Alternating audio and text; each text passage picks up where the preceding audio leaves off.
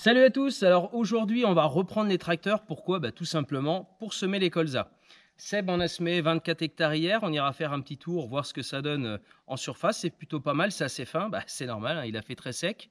On a eu 13 mm qui s'est très rapidement imbibé, tout simplement parce que avec toutes ces grosses températures qu'on a pu avoir, le sol en surface était sec, mais en profondeur j'ai quand même une certaine humidité. Pourquoi? Parce que j'ai juste déchaumé en surface sur 4-5 cm grand maximum. On a roulé et on a laissé comme ça pendant 3-4 semaines.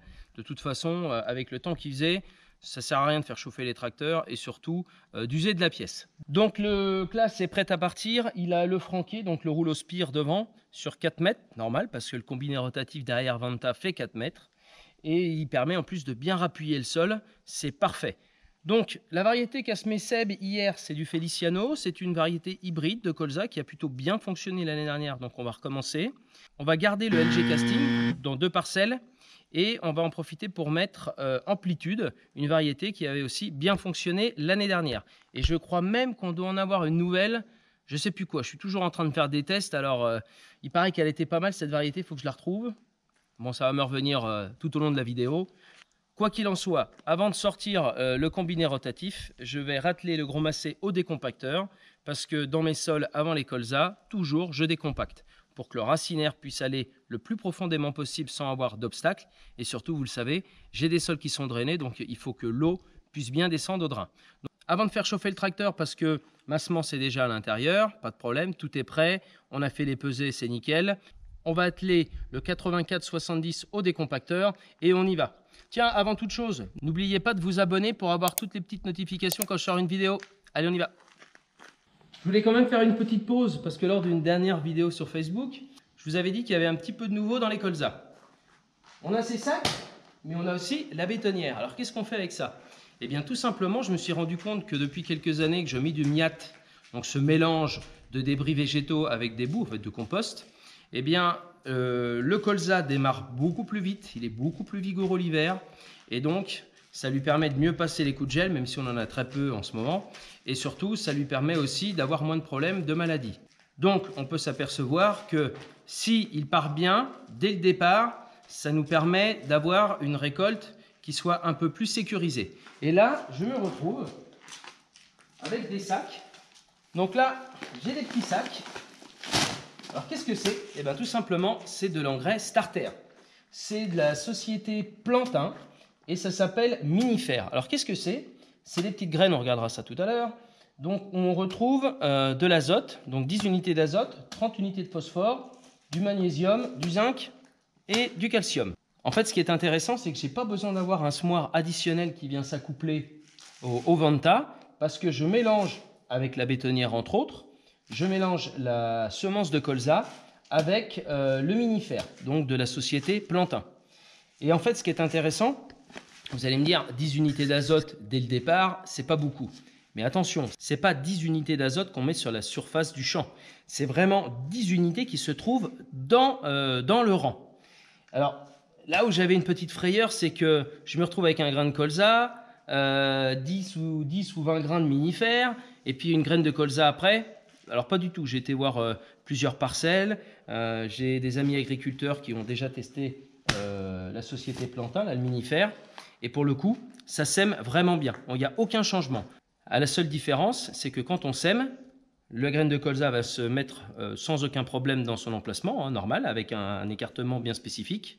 Par contre, le Minifère, lui, vient s'étaler tout le long du rang, mais toujours dans le rang.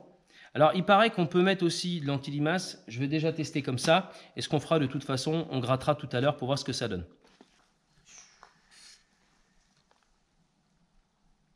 On va vous montrer comment on fait notre mélange avec le Minifère et le colza.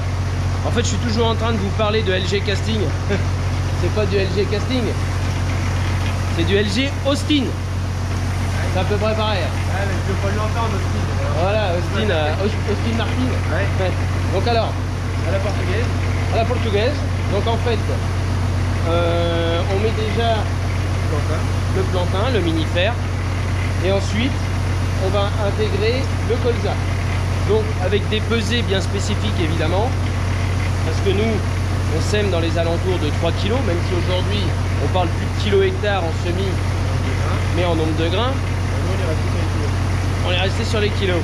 Et donc c'est pas plus mal parce que sachant qu'on apporte 40 kg de minifère, donc sachant qu'on a 10 unités d'azote pour 100 kg, je vous laisse faire le calcul, plutôt rapide, vous devriez y arriver.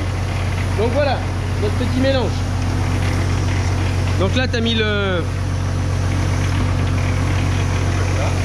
On met le colza, et là on laisse touiller. Attention, ça va déborder, Maurice.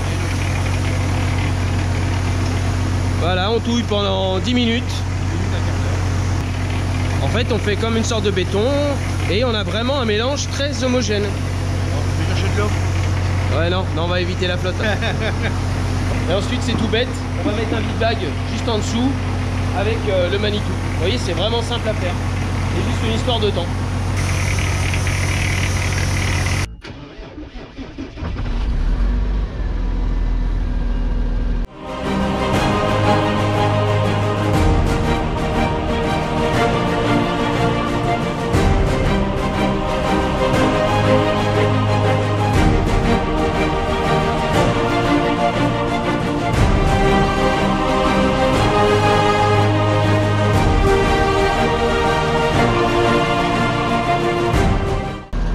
C'est là que c'est bien d'avoir l'hydraulique sur l'aile. Je l'ai sur le classe.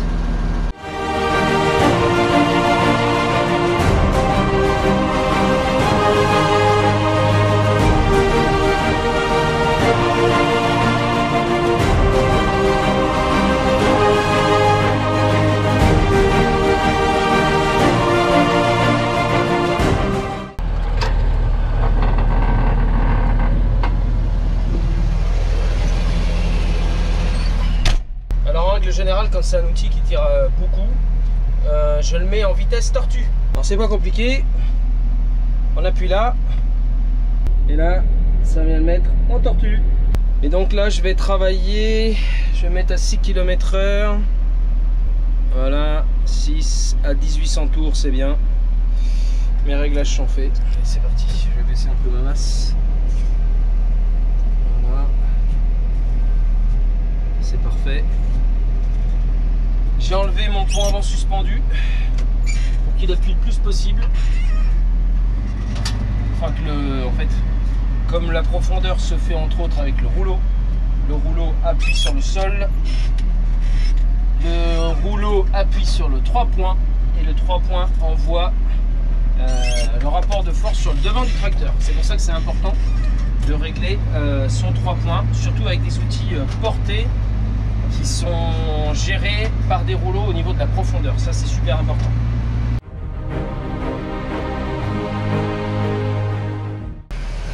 On va voir ce que ça donne.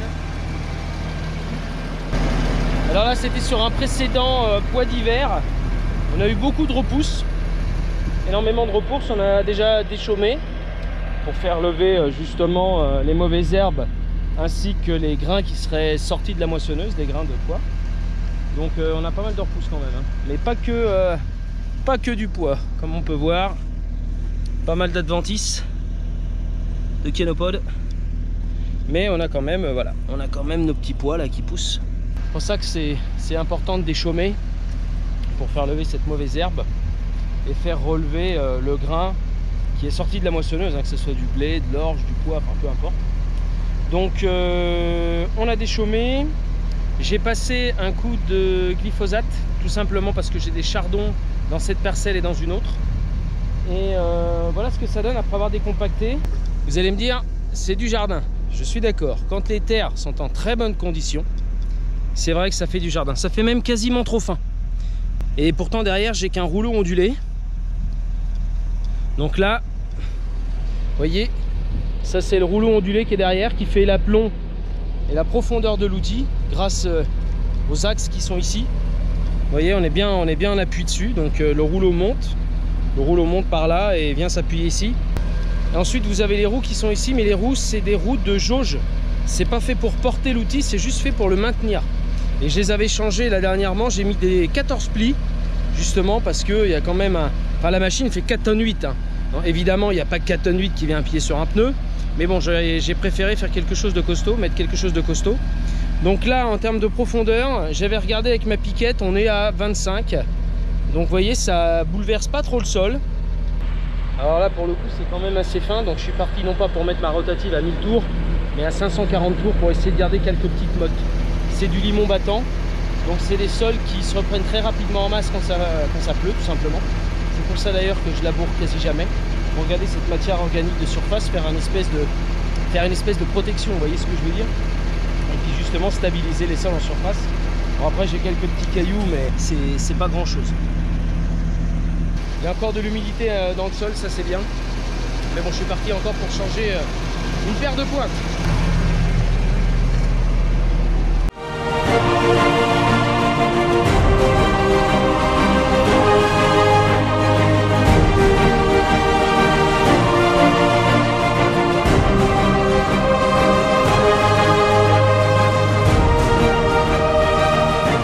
L'outil fait 4 tonnes 8. Il faut des chevaux.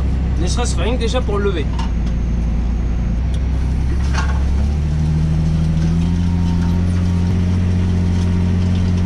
Il y a un petit peu de patinage. On a eu un peu de pluie ce matin, on a eu 7 mm. Pourtant j'ai mis mon contrôle d'effort. Alors le contrôle d'effort c'est quoi sur un tracteur? Tout simplement, dès qu'il y a un effort, que le tracteur commence à patiner, le relevage remonte de lui-même. Il y a une sensibilité à régler et là je suis à fond. Pas un bruit. Et quand il n'y a pas un bruit, ça veut dire que ça va frotter quand même fort sur les socs.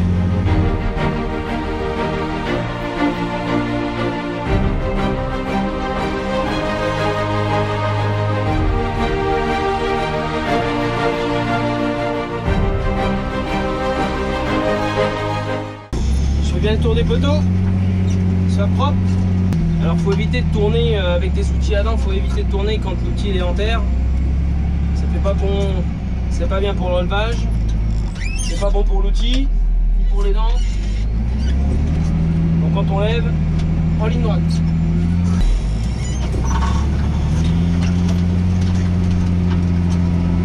Alors cette terre, je le redis, quand elle est faite dans des bonnes conditions, c'est vraiment du jardin. D'ailleurs mon père réussit très bien son jardin. C'est des limons battants. C'est vrai que c'est dommage qu'il n'y a pas le potentiel parce que quand ça se fait bien, vous voyez là cette parcelle il y a 2 ans, je ne sais pas si vous vous souvenez, j'essaierai de vous remettre la vidéo en haut à droite. On avait labouré dans des conditions catastrophiques. C'était cette année 2019 où il y a eu tant d'eau. On a tout défoncé et je ressens encore la merde que j'ai pu faire à des endroits, des compacteurs tirent plus. Les buts, je vous explique pas, on avait fait des trucs dégoûtants et je le paye encore, c'est des terres qui ont vraiment de la mémoire.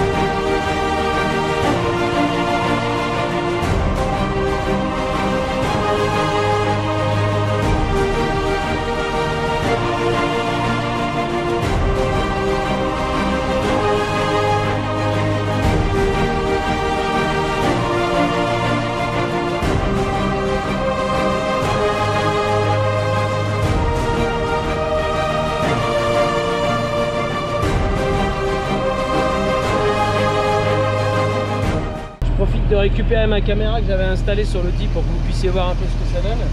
Donc en fait ce décompacteur c'est une dent Michel. Là vous voyez une dent Michel, c'est une dent courbe donc qui permet justement de fissurer le sol et on va dire, oh la vache, ah oui c'est bouillant.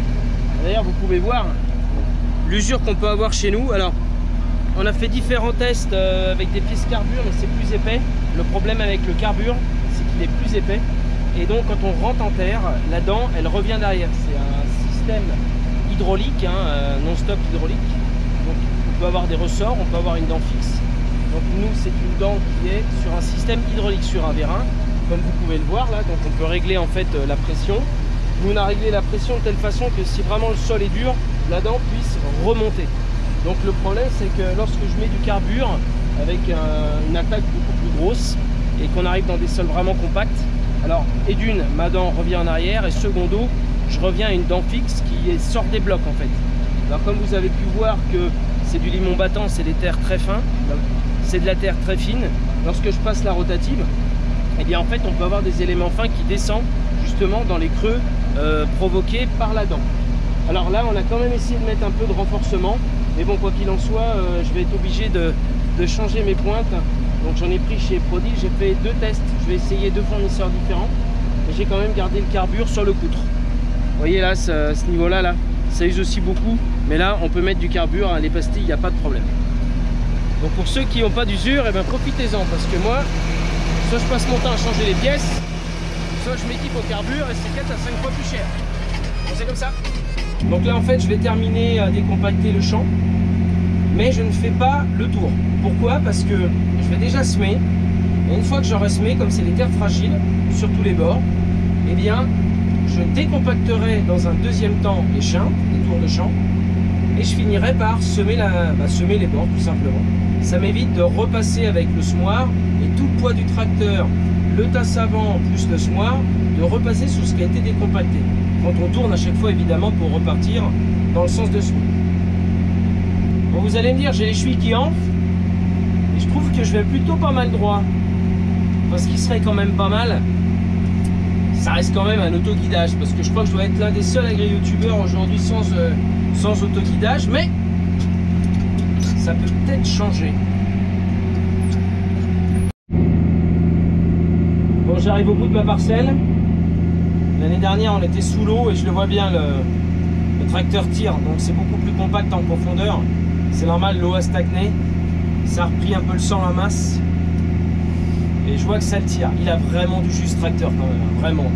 Des compacteurs 5 mètres comme ça là, à 25, ça fait vraiment plaisir. Alors il faut que j'y fasse très attention parce qu'il a 5800 heures là. Entretien. Donc quoi qu'il en soit, moi je vais sortir du champ, on est en fin d'après-midi, et je vais laisser ce qu'on appelle graler. Alors graler c'est quoi? C'est laisser sécher la surface du sol quelques heures. Alors là pour le coup ça va pas être quelques heures, ça va être la nuit, et j'irai semer dès demain matin. Je vais pas attendre. Si ça sèche de trop, les petites mottes qui se sont faites en surface en fait vont devenir du béton tout simplement. Donc dès demain matin, rotative semoir, je fais la parcelle de 5 hectares, je reprends le décompacteur pour faire les tours de champ, et je finirai par l'écheinte à semer tout simplement.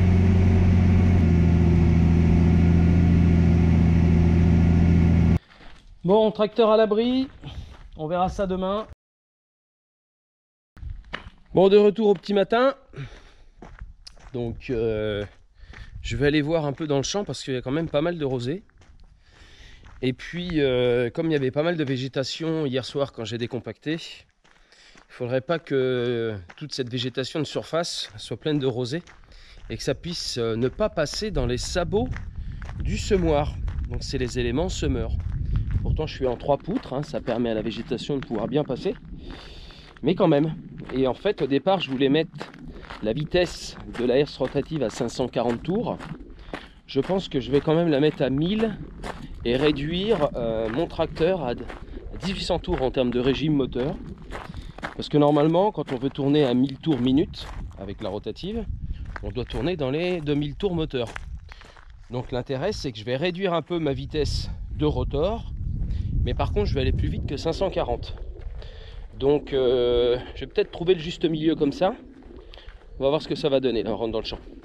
Regardez-moi toutes ces repousses de pois, un pied de chardon aussi d'ailleurs. Ah, cette parcelle c'est l'enfer. Alors, voyons, on voit bien la rosée là. Je vois même que j'ai des sangliers qui sont passés. On voit des traces là. Oui. Je sais pas si vous imaginez un petit peu là, tout cet engrais naturel qu'on voit là, avec les pois. Ça c'est top. Alors c'est sûr qu'un pois ça récolte, enfin pour chez moi, un pois d'hiver comme un pois de printemps, Enfin, poids d'hiver, je referai plus, hein, ça marche pas. Je peux pas semer aussi tard dans ces terres-là.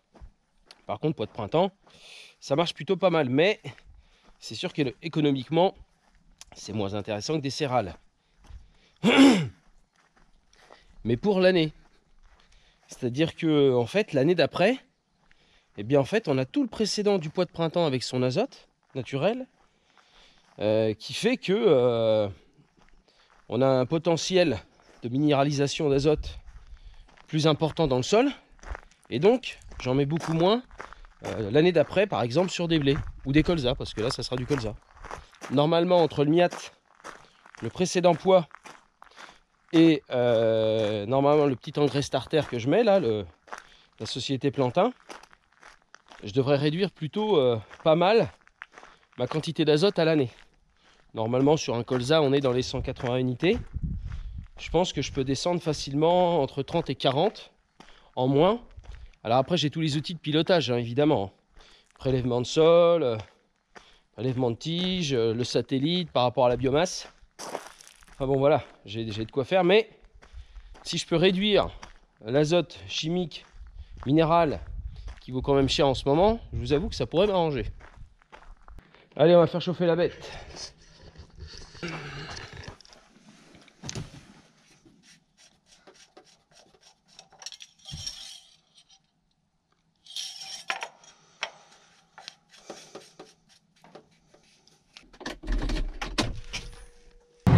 En attendant qu'il chauffe, je vais y installer la caméra dans la trémie.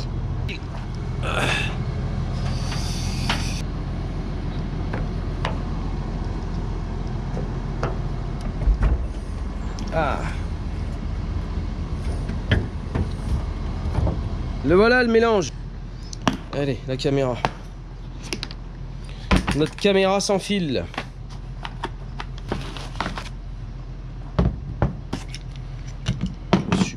J'en ai besoin.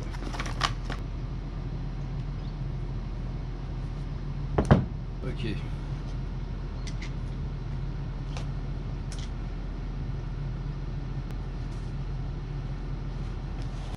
La caméra est installée.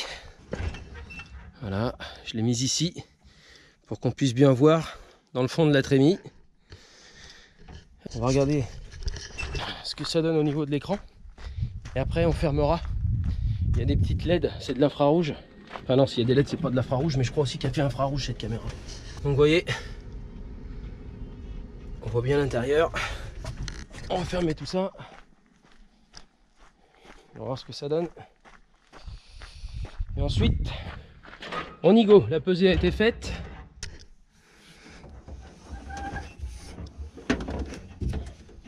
Ouais, comme par hasard, c'est pile poil là. Je pouvais pas la mettre autrement.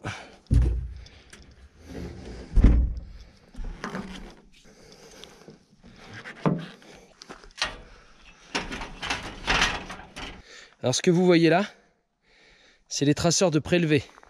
C'est-à-dire que pour voir les futurs passages de pulvé, à un certain moment, tous les deux ils se baissent. Et en même temps, ça vient boucher des sorties pour éviter de semer dans le passage de pulvé. Ce qui est plutôt pas con.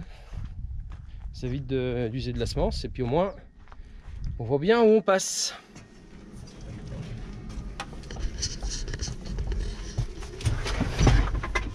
Regardez, les loupiettes se sont mis en route.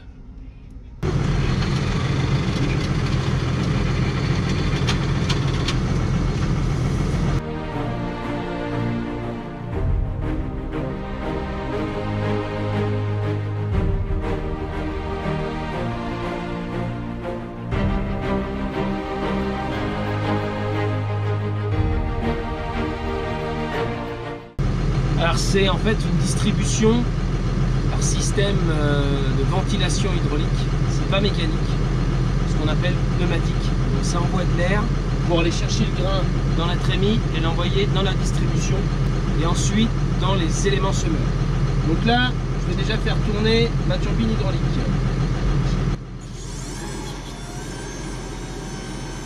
Vous entendez?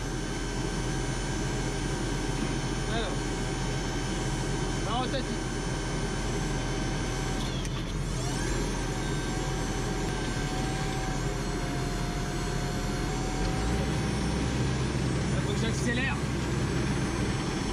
par contre, ça, normalement devrait se couper. Voilà. Maintenant quand je baisse,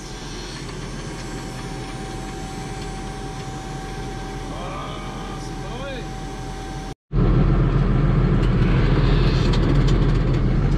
Et ça marche en fait. Quand je lève ma rotative, vous avez un cardan, une transmission qui part du tracteur au semoir.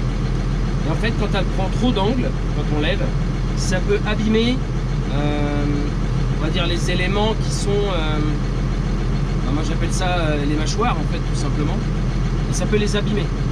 Donc en fait, l'intérêt c'est que l'outil a été réglé, lorsqu'on le lève, ça coupe la rotative tout simplement. Et quand on baisse, ça la remet en route. Ça évite d'user prématurément la transmission. Donc là, ça marche. Là, elle tourne. Je lève. Ça s'arrête. Perfect. Allez, c'est parti. Ventilation. Je mets mon traceur. C'est bon. Je baisse mon casse avant. Ça c'est normal. C'est comme la roue de distribution tourne pas, elle s'allume. Pour avant.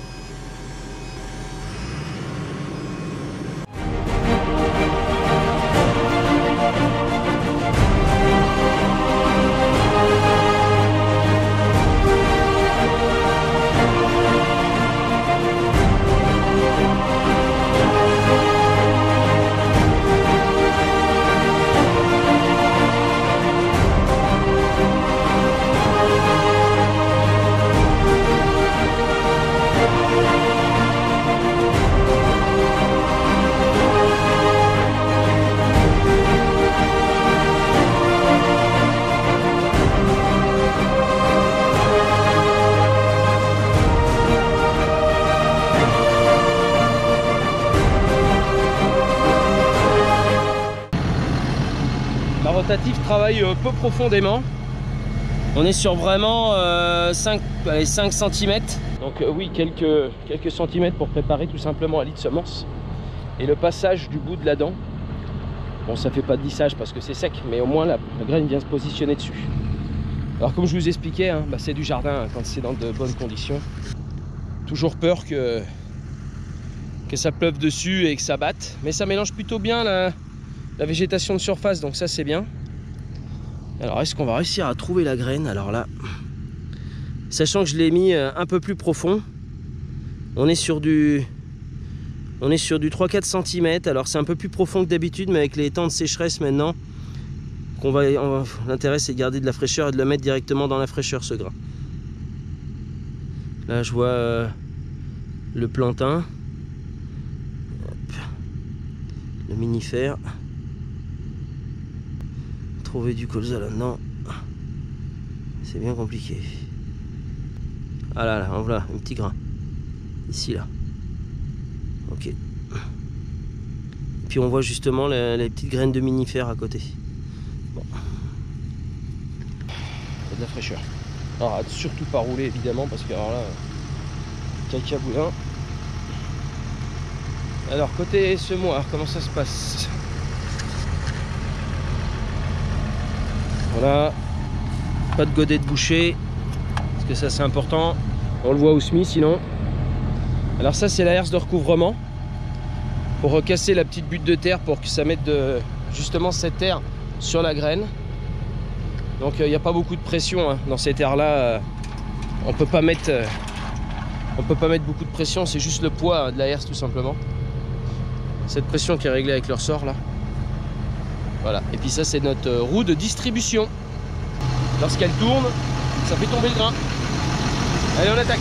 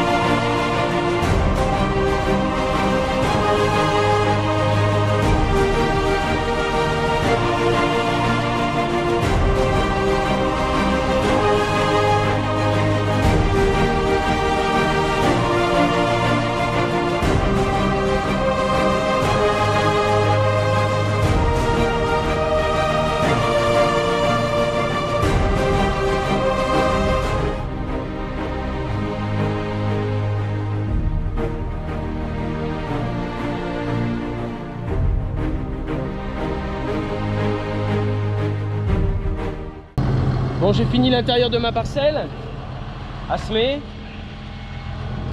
Donc vous avez vu, j'ai gardé tous les tours de champ.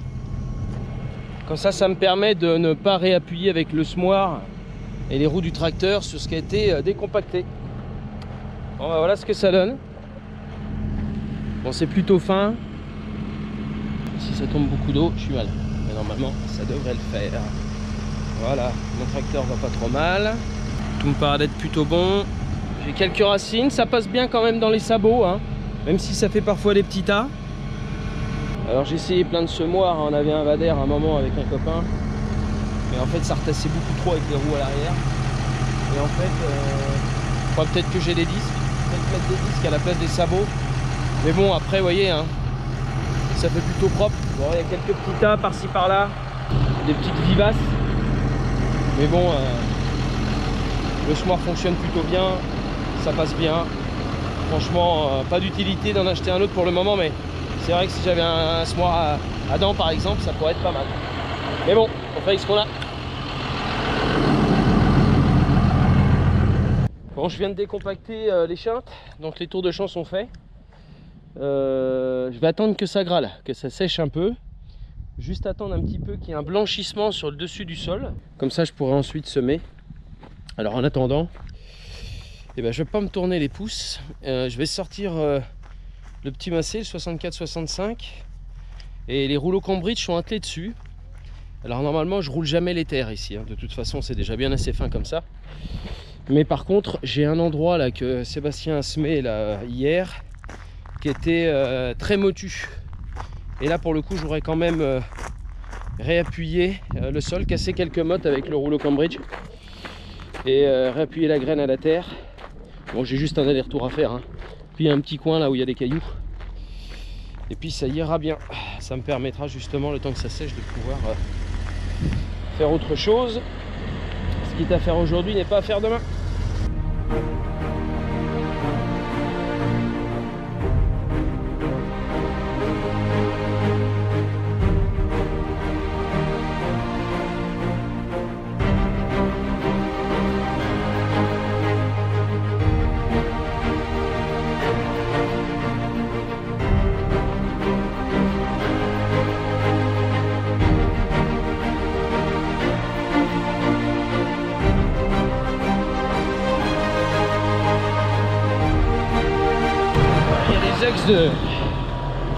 Pour éviter qu'il s'ouvre quand on roule. Ah, il a l'impression à faire avant d'ouvrir.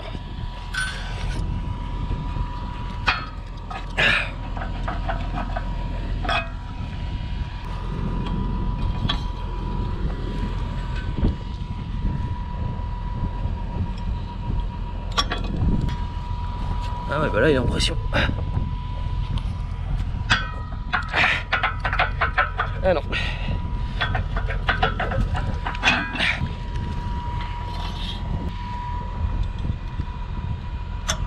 Il y a quelques gouttes qui tombent. Bon, ça va pas être grand chose, hein. Donc voilà, ça c'est la parcelle que Sébastien a faite il y a une journée ou deux. Alors faut savoir qu'il y a 7 mm qui est tombé dessus. Vous voyez, quand je vous parlais de croûte de battance, voilà, c'est ça, c'est cette petite croûte qui s'est faite avec la pluie. Donc là on voit bien le miat qui a été épandu. Donc là j'ai quelques mottes là-bas. Vous voyez, c'est important la matière organique de surface sur ces sols là. Très très important. D'où aussi la houe rotative. Je vais tester cet automne, 2-3 jours après les semis. Et puis bien sûr au printemps. Alors les rouleaux font 8,30 m. Même que ça a plu, ça fait quand même de la poussière. Et là on parle juste de roulage. Voilà, 7 km/h, 1700 tours. On essaye d'aller vers la direction de la consommation plus raisonnée. Consommation de GNR, bien sûr, de gasoil. Je vais vous montrer dans un endroit où il y a pas mal de cailloux, c'est le bas-fond. C'est beaucoup plus argileux.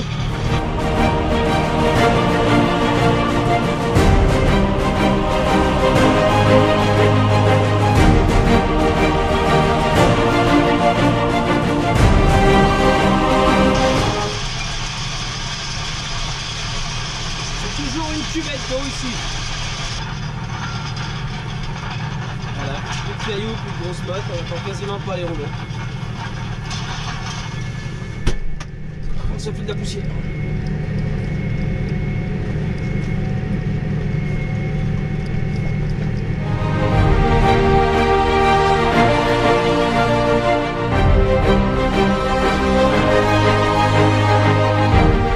J'avais essayé d'y mettre des caoutchoucs à l'époque, il y a bien longtemps. Puis avec le choc à chaque fois, bah, ça se barrait. C'est vrai que ferraille contre ferraille, quand ça arrive là, même si on règle l'hydraulique,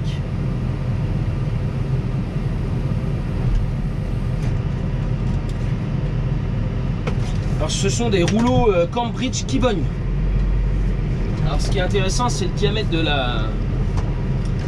des roues. C'est vrai que j'ai un gros diamètre, donc la terre s'accumule pas devant. Ça fait un peu comme une brouette, vous savez, quand vous arrivez dans la terre. Plus la roue est grande, moins elle va être en opposition avec la terre qui est devant. Le seul souci de ce rouleau là, c'est la fiabilité. J'ai été obligé de refaire tout le cadre à l'arrière, tout couper, refaire en plus gros, parce que c'était un petit peu faiblard. Il y a quand même du poids. Et j'ai refait, voilà. Bon, après les roulements, mais c'est normal, hein. C'est un rouleau qui doit avoir 20 ans, je crois. Mais bon voilà, le cadre a déjà été refait. Et c'est vrai que la fonte, les roues de fonte sont lourdes. Donc il faut vraiment renforcer surtout les ouvertures, hein, tout ce qui est articulation et le cadre à l'arrière. Je vais quand même vous montrer cette station de nettoyage, cette plateforme de nettoyage enfin terminée. Bon alors après il reste un peu d'herbe à mettre sur les côtés. Il faut qu'on retravaille un peu la terre, qu'on sème.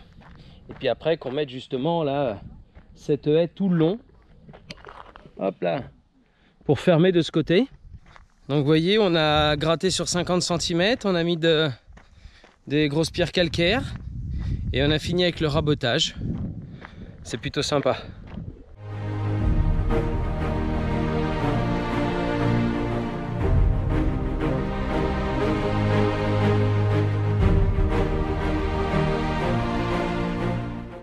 Alors tout ce que je peux vous dire, c'est que ça change la vie. Je veux dire, nettoyer sur du ciment propre, rien à voir. Alors je vais vous montrer les petits montages qu'on a pu faire, entre autres pour améliorer notre station. Alors là on est sur une cuve à eau, donc avec un petit flotteur qui permet de couper l'eau pour éviter qu'elle ne déborde. Il y a 5000 litres, donc il y en a plusieurs chez Prodil, donc ça c'est top, c'est pas très cher. Donc voilà le tuyau pour remplir, le pulvé. Un petit tuyau d'eau et ici eh bien c'est là où on range les nettoyeurs haute pression. Donc là il ne nous reste plus qu'à en gros faire une tige pour éviter de laisser le tuyau par terre. Alors vous voyez il y a des découpes un peu partout. Ça c'est pour éviter que le ciment ne casse. Et surtout c'est aussi pour donner l'angle pour que l'eau puisse s'évacuer. Alors où est-ce que l'eau va s'évacuer? Entre autres, donc ça, elle fait 15 mètres sur 10. Donc 15 mètres de long sur 10 mètres de large. Donc en fait, là, vous avez une pente qui emmène dans le débourbeur. Donc le débourbeur, c'est ça. C'est là où on vient mettre l'eau, tout simplement. L'eau, en fait, vient couler là avec la terre, vient s'accumuler à l'intérieur. Donc là, vous avez un tuyau qui est beaucoup plus haut que le niveau du bas. C'est normal, comme ça, la terre vient s'accumuler. Et il y a juste l'eau qui passe ici. Et ensuite, elle vient ici dans le désuileur. Donc là, sous cette plaque-là, il y a le désuileur. Est-ce que c'est bien, Gabriel? Ouais. Tu trouves ça bien, cette petite plateforme de nettoyage? Bon. Et là, donc là, la pente, évidemment, vient ici. Comme ici, d'ailleurs, aussi, elle vient dans le débourbeur ici. Et là, on a encore une plaque fonte. Alors, qu'est-ce que c'est, Gabriel? Eh ben non, c'est tout bête. C'est-à-dire que là, tout ce côté-là, l'eau arrive ici. C'est-à-dire que le jour où je vais mettre un phytobac, eh bien je pourrais enlever la plaque et mettre une pompe vide-cave qui permettra d'emmener l'eau souillée par les phytosanitaires quand je nettoierai tout simplement, parce que pour le moment je nettoie mes rampes au champ. Et bien le jour où je nettoierai ici, eh bien je pourrais mettre ici mon phytobac et l'électricité est déjà là. On va pouvoir bien travailler, hein, mon choupi? Ouais. C'est cool. Ouais. Hein? Tu crois qu'elle va rester propre longtemps, cette plateforme de nettoyage? Ouais. Et intérieur. Trop fort. Voilà, c'était la petite pause plateforme de nettoyage. Bon, je suis rassuré. Je me dis, c'était bizarre, j'avais encore pas mal de grains avant de faire le tour du champ. Si ça se trouve, j'ai fait un mauvais réglage, pourtant elle est bien réglée. Et puis là, en fait, l'alarme de la trémie s'est mise en route. Et là, vous allez comprendre pourquoi la caméra est très intéressante. Je sais pas si on arrive à voir quelque chose. Donc en fait, là, on arrive quasiment au capteur. C'est-à-dire que le capteur, il va brailler. Mais il restera encore du colza. Et comme on met une densité beaucoup moins importante que du blé, ça met du temps à descendre. Voilà pourquoi la caméra est importante. Enfin, quoi qu'il en soit, j'arrive au bout, il me reste 2 tours, j'espère que j'aurai assez de semences. J'ai eu juste ce qu'il fallait de semences. Je vous montre. Voilà. Il ne reste plus rien. Donc il faut être plutôt précis. Le semoir l'est d'ailleurs, ça c'est top. Et donc maintenant, eh bien, je vais lui faire un bon coup de soufflette parce que je peux vous dire que ça vous fait beaucoup de poussière. Puis il faut qu'il soit propre pour demain. Mais ça, vous verrez ça dans les futures vidéos.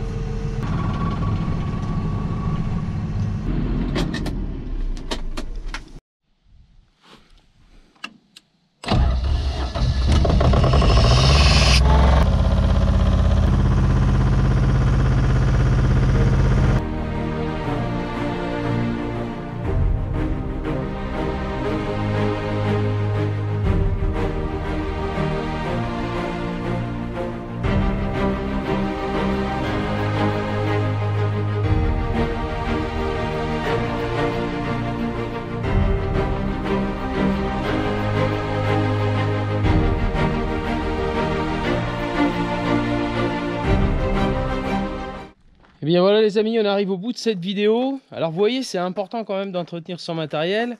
Je l'ai soufflé et entre autres, j'ai vu que j'avais un tuyau de coupé juste ici. Donc je vais être obligé de le déclipser. J'espère que je vais avoir assez de tuyaux. Sinon j'en remettrai un autre. J'avais pris une bobine de 25 mètres chez Prodil, justement au cas où ça m'arrive. J'en ai déjà changé un. D'ailleurs il est là. J'en ai même changé 2. Celui-ci et celui-ci. Après, ce qu'il y a, c'est qu'ils sont maintenus par des serflex. C'est un peu de travail. Mais bon, j'ai pas le choix. Alors j'espère que je vais pas voir dans les champs un rang qui n'est pas semé. Alors normalement, ça a dû tomber dans la gouttière. Enfin, normalement, ça a dû tomber dans le conduit, j'espère. Et retomber ici dans le sabot. Donc voilà, on a passé une petite journée semis de colza. Donc on en est à la 2e parcelle. Il y en a une de 24 hectares qui a déjà été faite, cette petite de 5 hectares. Il nous reste une dizaine d'hectares à la parcelle qu'on appelle la Fétuque et les grès où j'en ai 14. Mais bon, ça devrait aller vite parce que cette fois-ci, je ne serai pas tout seul. Seb va reprendre son classe. Moi, je vais reprendre le décompacteur. Et comme ça, ça ira plus vite. Et je pense que milieu de semaine, on aura terminé. Donc ensuite, ce qu'on fera, c'est pas compliqué. On va attendre le stade rayonnant, c'est-à-dire qu'on va attendre que le colza lève. Et ensuite, on y fera un désherbage. Alors pourquoi?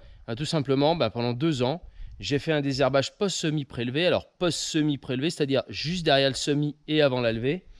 Et manque de bol, ça n'a pas levé, tout simplement. Et après, c'est très compliqué de faire une culture de type blé tendre ou orge d'hiver, parce que souvent, ce sont des antigraminées. Et donc, voilà, on a quelques problèmes quand on veut semer derrière. Donc normalement, ça devrait être pas mal. Je vous tiendrai au courant aussi avec le minifère de la société Plantin, voir un petit peu ce que ça donne. Donc la pesée, c'est pas compliqué, hein, vous rajoutez 40 kg. 40 kg, ce qui fait un peu, allez, 4 unités, parce que normalement pour 100 kg, on a 10 unités. Hein, je vous ai montré l'étiquette tout à l'heure. On va suivre ça tout au long de l'année. Alors j'espère que cette vidéo vous a plu. Ah, plu, d'ailleurs ça commence à pleuvoir. Donc n'oubliez pas le petit pouce bleu, d'aller faire un tour sur l'Instagram d'Alexandre de Prodil Center, ainsi que ma page Facebook. Et moi je vous dis à dans 15 jours les amis. Ciao.